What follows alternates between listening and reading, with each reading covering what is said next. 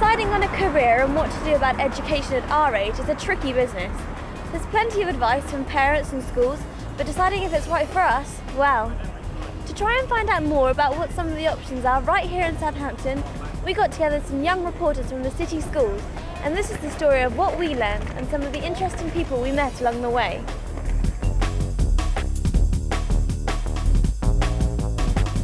Sometimes people at a young age think that the choice they make when they leave school is that's it, it's settled, and I think that's probably wrong. For some young people, working and studying is something they're very keen on. We found an interesting take on that at Inchin College.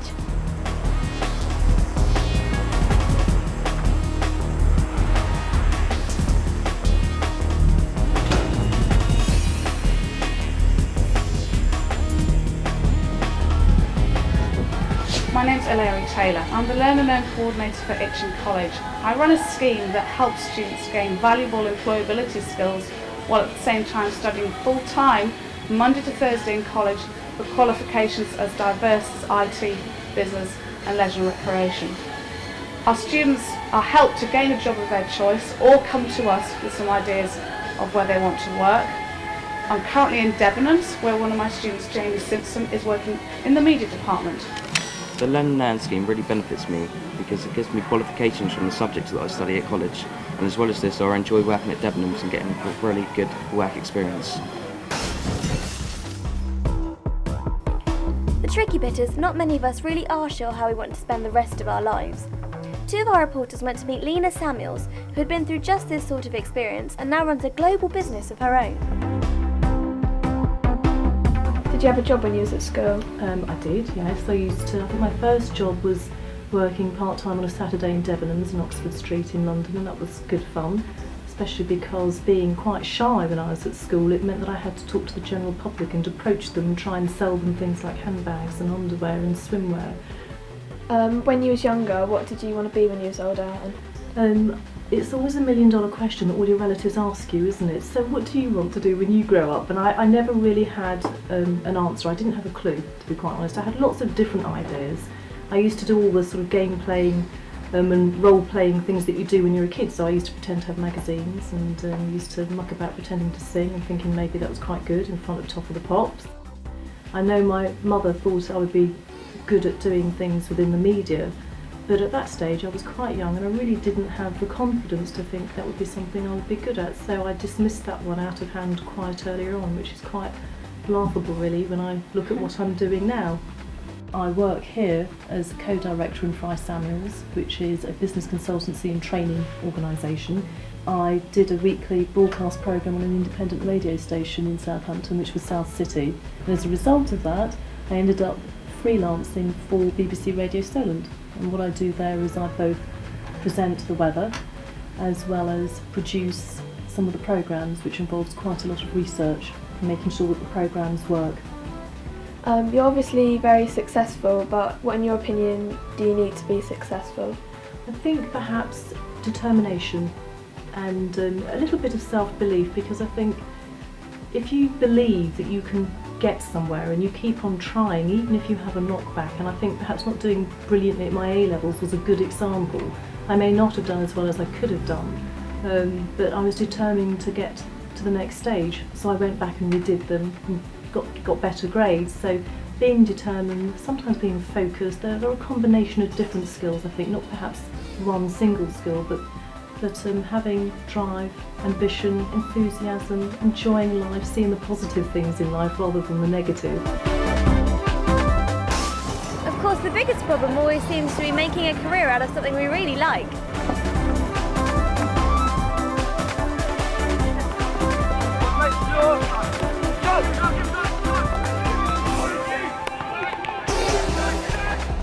Hi, I'm Lucy. Just come in off a football academy session with college. Next lesson I've got to go off to biology, and I also study chemistry and sports studies. Keyword, to do with enzymes. Active site. Active site, yes. Kinetic energy, collisions. Be careful with your readings. So I've got my A-levels And then I'm off to America, hopefully, to go and coach with MLS. Once I've done that, I've also managed to get a scholarship over to America, so I'll be over there for 4 years. It's a football scholarship, so I'll be playing for Mackenzie College and also doing a degree there, which is pretty exciting, and I'm trying to save up at the moment. I went to Venus Park School and came out with really good grades, and I've always loved sport, but I was sort of pushed into thinking about doing medicine. So that's why I chose chemistry and human biology, and still stuck with the sport, just it's something I enjoyed. I got into coaching, and then I started coaching for Southampton Football Club, so I realised I loved that and that's what I wanted to do. I didn't realise what I wanted to do until I started coaching, basically. Taunton College offers so many opportunities, not just within sport, but also within drama and any other academic subject. But all I can advise is you do what you enjoy, because otherwise what's the point in carrying on an education if you don't enjoy what you're doing, because you won't stick with it. Hi, my name's Philip Stock. I'm a teacher here at Taunton College. I teach in the PE department and also in the psychology department. I think people who are not sure what they want to do should definitely, in the next couple of years, have a look around the colleges as much as they can. And also once you're at college, you can change and you can go into a number of things that just because you may feel like you've got your path set out, that there's no problems with changing that when you're at college. Lots of people our age dream of a career in sport, but don't see beyond the game itself. Two of our reporters went to meet Roger Johnson of BBC South Today programme to see how he turned his love for sport into a career with a difference.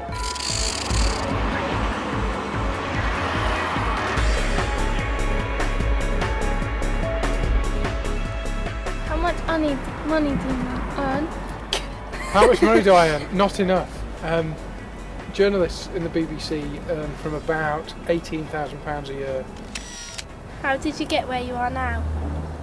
I did what they call an internship when I was at university. I studied in England, but I did a year abroad in America. And when I did my internship, it was working for a radio station in San Francisco, which I really enjoyed doing. I didn't do a media studies course because when I joined the BBC about 10 years ago, media studies wasn't very common. I think probably now, if I was going to try and get into the BBC, I would need to have done a media studies course. So I was quite lucky really, because I don't think nowadays I would even get in to get to where I am now. I don't think I would get the job. Was you naughty at school? I was very well behaved. Oh. I think I was a little bit naughty actually. Is work as hard as people say it is?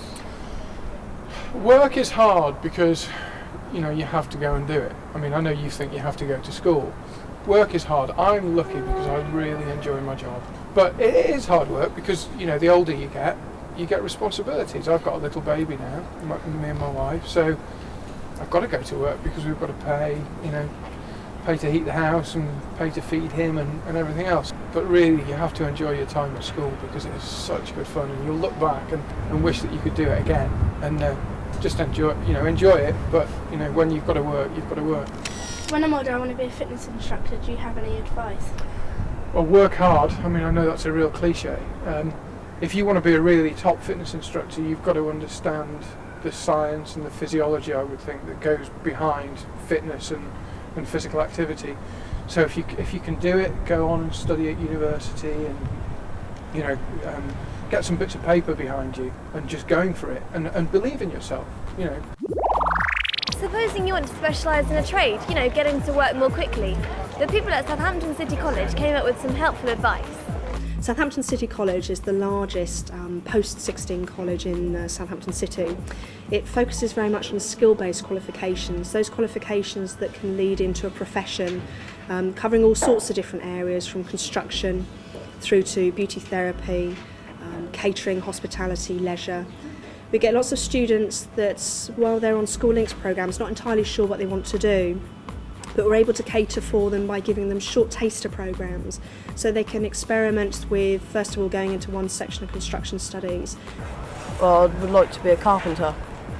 Well, I wanted to do it under my own will, and me and my mum discussed it, and I chose this place because I thought it would be a better thing. It has been so far. It's taught me a lot of things. Trying out engineering. I like to go to college and study law and become a lawyer when I'm older. I just thought it would be quite fun to do something different. It's good here, so you should come. Maybe trying out maritime studies, which is quite a specialism of Southampton City College. We recognise the fact that not everybody wants to go through an A-level route. This term we've started working on our own engine. And we're just told the basics on how to work on cars and stuff like that. By the time I was 3 I could name nearly any car I wanted to. And I've always used to help my dad working on this car. The fact that you can do skills-based qualifications doesn't mean that you're ultimately just going to be going on to a low-paid job. In fact, lots of people will set up their own businesses with the skills that they have and earn ultimately quite a good wage. Wiring up boards, learning how to wire up lights in a house. Try it out, see what it's like. Like using my hands, I like it. Southampton City College is going through quite a major expansion at the moment. We're having a big campus redevelopment with new learning and training centres, and that £10 million campus development is going to be ready for the summer of 2004. The one thing we never think about at this stage is that we may always change our mind further down the road, and that not every job is a job for life. I couldn't have imagined that at the age of 18 that going to university to do this thing to do a degree on in chemistry I'd actually end up over a decade later studying to be a politics lecturer. One thing I've recognised is that every job you do is limited to a certain extent. It pushes you down certain ways. So at the moment, my job at the moment is very academic. I realise there are various things that I enjoy doing and would like to do. For example, skills using my hands, working with woodwork or plumbing or something like that. I think Southampton is a great place to be because in terms of education, because you've got institutions of all different sorts, from colleges of further education right the way through to Southampton Institute and the university. I mean, the university is one of the top 10 research universities in the country, so it's one of the leading universities, and you've got right the way through the spectrum of different types of activities. Whether you're interested in vocational work, whether you want to be a plumber or work in electronics, or right the way through to the leading edge of things like oceanography or sound and vibration, or my own subject, politics. Of course, if you do work hard and you do work well at something you enjoy, your career can progress in really exciting ways. One of our reporters spoke to Patrick Trant, who's built up one of the region's most successful building firms. In Somerset we had to refurbish a reservoir for Wessex Water a few years ago. That's an LOD station. Do you do this because you like it a lot? Ah, very much so. It's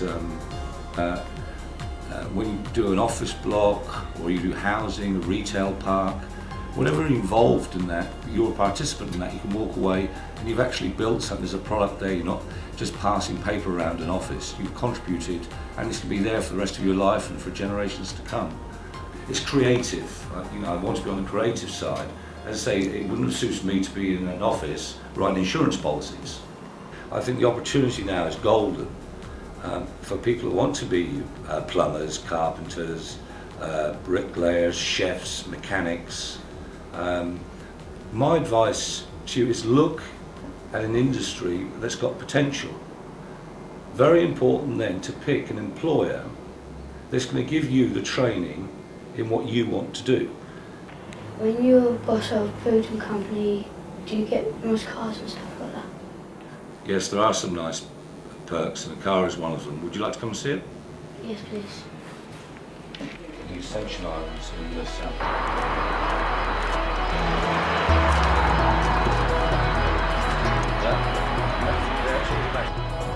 What would I have to do to get a car like this? You've got to work very, very, very hard for quite a long time. When I started my career, to have a car, a 500 SL Mercedes is very expensive. I had to build my way up to it with, obviously, I started off with a Mini, and now I've got a Mercedes-Benz, and I've had lots of cars in between. So really, it's like your career getting a car like this, it's stepping stones. And eventually, you build up your career, and you'll get there. You know, I didn't get a Mercedes-Benz like this until I was about 42 years of age. Building work often means working with your hands, but there are other things you can turn your hands to. Being an artist, for example.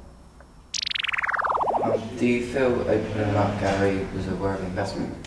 Give it 3 years and I should be able to have a slightly better answer to that. But at the moment, the fun and the educational aspect for our own selves, has got to be worth something. And at the moment it got boring. I would stop. I studied at the Institute on the Fine Art course. Graduated 2 years ago, and after finishing the art course, really enjoyed sort of living in Southampton. Found the community that I was part of up in the Polygon. I didn't really want to leave it, so we decided as a group to try and set something up that would actually support artists who graduate from the institute. Can you make a living out of this? I suppose the simple answer, if you look at us now here, is no. But no, currently quite poor. But at the same time, we do get a lot of benefits from being here. We've got our own, there's a place to promote our own art from, whether we show it or not. We can just talk to people about our own practice and things like that. And it's kind of investment for the future, really. Tonight we have 2 exhibitions on. One called Playful Girls, and the other is Size Matters 2. Back in the early sort of the planning stages of this, we had a very small grant off the Lottery Commission, and that was basically to set up a small database and start a website that could allow contact between a wider range of artists than already existed within sort of a platform, at the same time a meeting place for people. It's gone really well, to be honest. We never know quite how many people to expect, and I think we've been pleased so far. We met on the 29th of June in the park, and we sat there and said, are we doing something or not? And it was as simple as that. And we were so fed up with the opportunities for emerging artists that we said, right, we've got to do something about this. It is hard, but we're all happy, we all enjoy it. So life is good, there's more positives than negatives. You might want to do something that benefits people in need. One of our reporters went to meet a man who switched from engineering to inventing and now works with an inventors club at Southampton Institute. Hello. Hello. Hi, how are you? Fine, thank you. Hello. I'm Shahab. Hello Shahab, nice to meet you. You too. Where are you from? I'm Iran. I'm from Iran. You're welcome. Thank you very much. Where do you come from? I am from Iraq, from north of Iraq. So, can I ask what you're doing here now? A pump, pumping water without using any energy. Right. What's brought you to do this? It is for pumping water from river to higher level. What brought you to Southampton? I had a support. We are lucky here. We are lucky to be in UK. You have all facilities here. Yeah. You see, I had this idea long time with me, many years. I'm trying to bring the concept to the reality, but I couldn't. When I came to Southampton, when I came to university here, Southampton Institute as well, I had all support. Okay, Shahab, let me now show you a diagram how the pump it is working. Okay. You see, Shahab, now how it is working. If we imagine water flowing from river to inside the bucket, and by the weight of the water inside the bucket, press the bucket down and pumping water to higher level. When there is no water inside the bucket, it is going up again by spring force. In my point of view, Shamal was a very interesting person, and his ideas were really good, and I found them very interesting. And because I wanted to do aeronautical engineering, because I really like designing cars and planes, I might now think again. Because this idea to help people is very revealing in someone's heart, and I think I might think again.